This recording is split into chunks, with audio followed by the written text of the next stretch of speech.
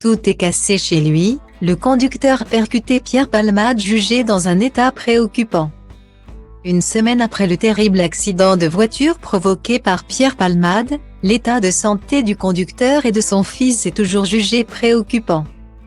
Selon des informations de BFM TV, le père de famille devrait subir une 7e opération.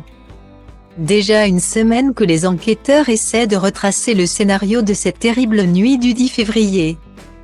Sur la départementale 372, dans la commune de Villiers-en-Bière, la Peugeot 3008 conduite par Pierre Palmade s'est déportée de l'autre côté de la voie, percutant violemment un autre véhicule où se trouvaient 3 membres d'une même famille, le conducteur et son fils de 6 ans, ainsi que sa belle-sœur enceinte de 7 mois. Les séquelles physiques de cet accident sont terribles, et le coupable tout désigné. Le comédien, testé positif à la cocaïne, avait pris le volant après des jours d'orgie et a été mis en examen pour homicide involontaire et blessures involontaires. Si l'acolyte de Muriel Robin échappe pour le moment à la prison, il reste soumis au bracelet électronique et son quotidien au service d'addictologie de l'hôpital Paul Brousse de Villejuif, 94, est rythmé par les obligations décidées par la justice. De son côté, la famille des victimes, insensible aux excuses de Pierre Palmade, a annoncé sa ferme intention de porter plainte contre lui. Non, moi, je n'accepte pas ces excuses. Pardon, mais c'est trop facile.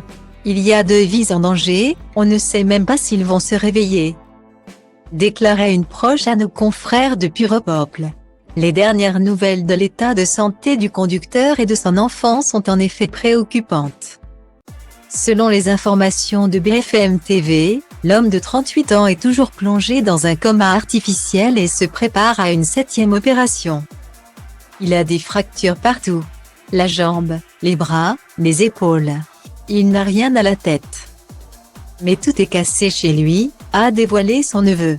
Ils ont essayé de le réveiller, mais la douleur était trop forte.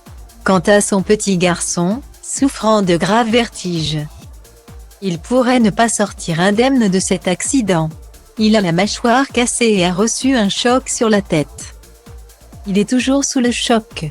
Il ne mange pas comme avant et ne boit pas comme avant, a souligné la même source à nos confrères. Des vies brisées un soir de folie.